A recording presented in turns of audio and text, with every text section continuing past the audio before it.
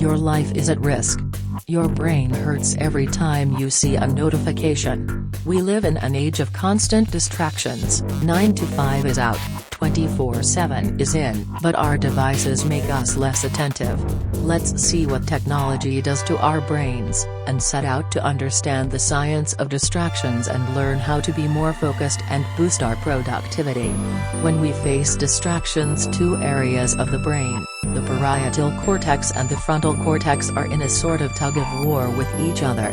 Some research suggests that the parietal cortex responds to distractions, the frontal cortex, which is involved in cognitively demanding tasks, helps us maintain focus. So we get distracted if the activity of the parietal cortex gets through to the frontal cortex. If the frontal cortex can keep the parietal in check, you stay focused. The brain is deciding what's important and what's not, and that takes effort. Even when you're cleaning your mailbox, and you're not actually doing hard cognitive work, you kind of actually are, because there's all these essentially micro decisions. Looking at this email, do I need this? And so each of those decisions requires a little bit more of cognitive effort, and so but when you add 2,000 of those, you end up with no power to make any other important decisions after that, if you deplete it. It was found that checking email more frequently throughout the day was associated with feeling more stressed and overwhelmed. In the study, one group of people were asked to check their email whenever they wanted throughout the day, while the other group had to do it in batches.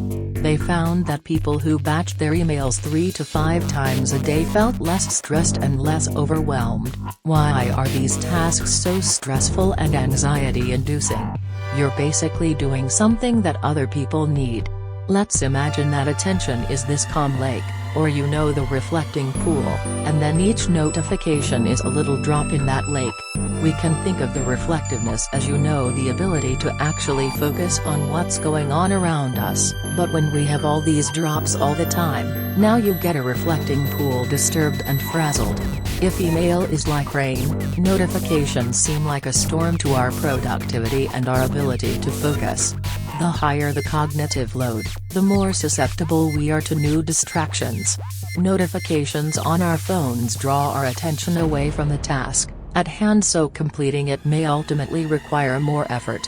Every time you get distracted by a notification, you have to switch your attention and switch it back. The switching in and of itself actually requires cognitive effort, and so you end up more depleted at the end of the day. So how to mitigate that?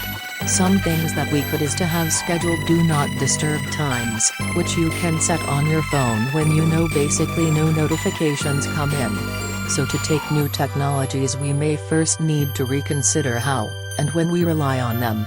A study not in an organization but on campus, where we asked students to find a building either with their phones or without the help of their phones. And yes, the students who relied on their phones got to the building faster, but these same students actually felt less connected to their community. These social bonds that hold society together are getting more and more chipped away from us,